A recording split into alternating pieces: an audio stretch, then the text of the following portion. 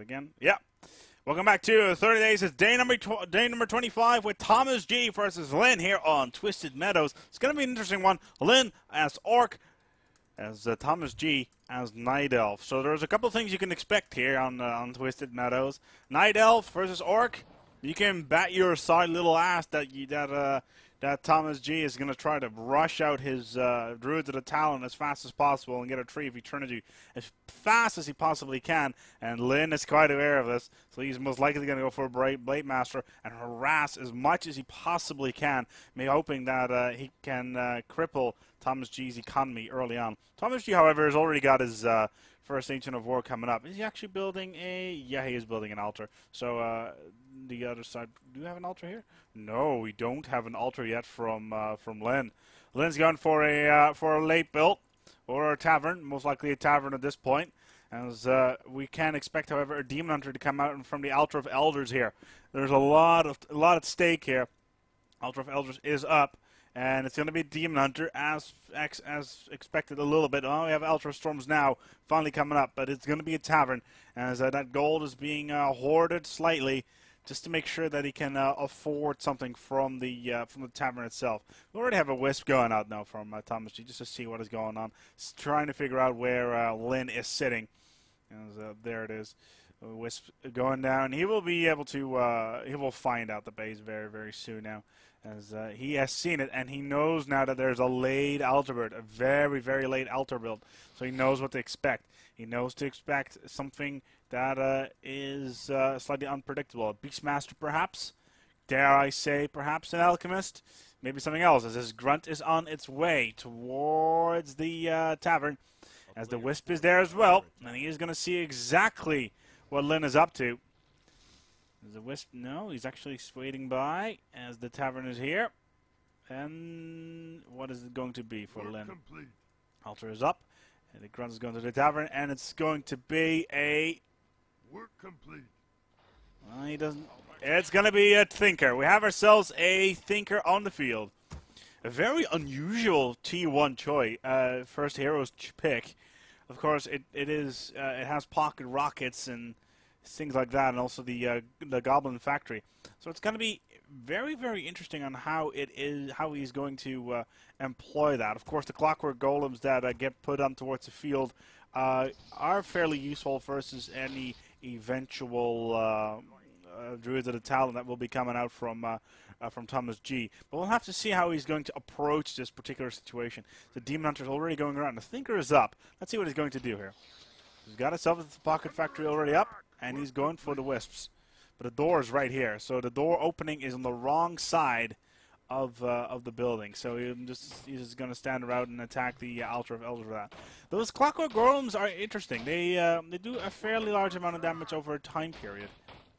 We'll see actually we'll be able to harass significantly. He only has 2 Grunts going around the base as well, harassing these Wisps, as he should. He should harass as much as he possibly can, and making sure that ThomasG cannot get a Tree of Ages and a Tree of Eternity, so that he can counter. Ooh, we already have Ancient of Wonders there being cancelled, as well as his Moonwell, which is going to be annihilated fairly shortly, although the Mana Burn does come off on the Thinker, putting him down to 24, so you won't be able to put a Pocket Factory very, very close. Ooh, we are 3 minutes and 50 seconds in, and we already have a Stronghold.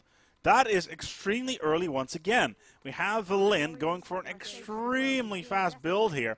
Not only is going for what can only be described as an extremely orthodox first hero pick, he's also rushing his T2 out and hoping he can get those Raiders on the map before ThomasG gets those Druids of the Talon out.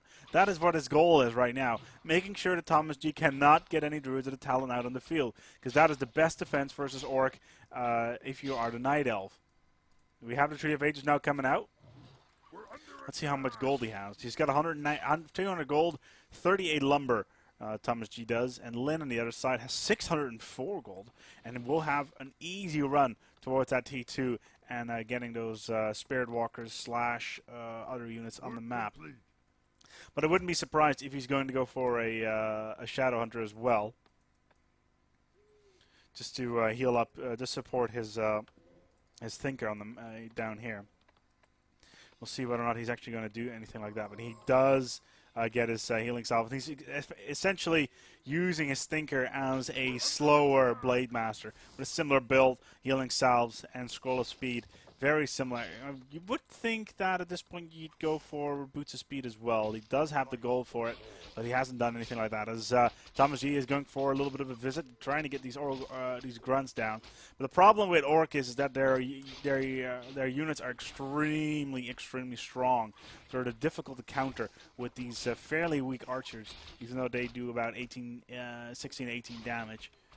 Sells a Demon Hunter, which can do a lot of damage, but versus his Grunt, it is difficult to say the least. Ooh, Boots of Speed scroll being put out. This archer is going to go down. Nicely done. As this time, ThomasG is just wishing that he got a Staff of Preservation with him. As now we actually have to think, 116 only remaining if he gets mana burn, but he's still chasing after the archers. And he's trying, if you could put a Pocket Factory right in front of them and just block them off, that will give him just enough time to attack him. And meanwhile, though, let's look at the base. Tree of Age is almost up. We have Tree of Age of Wonders now is coming to almost a surround. And I think it should be strong enough, more than strong enough. Maybe a Pocket Factory. And they are shadow melding, but yeah, the Thinker does not have any dust on him right now. If he kills only one of these archers, then he levels up, which would be a good thing for him.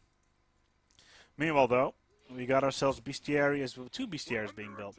Maybe he's going for he's an archer, so he's not open up for any air build. So I'm gonna guess raiders being put out by Lynn.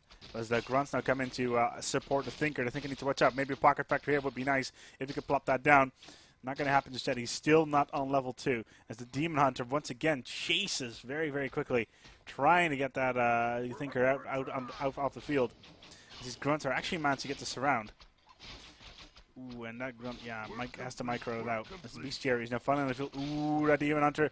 Ooh, it's low. Yeah, he needs to teleport out. He managed to get away, as all of these archers are going to go with him as well.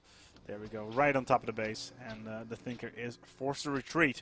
Nicely done once again. Only one grunt lost, but he managed to push the Demon Hunter back. And now finally he managed to get that Staff of Preservation. So a good run there, as he knows the Thinker may pop that Scroll of Speed once again. Ooh, almost once again going for this round. Very close. Once again, did not happen, and those grunts can take all that tanking damage very well, as neither side has actually done much creeping so far.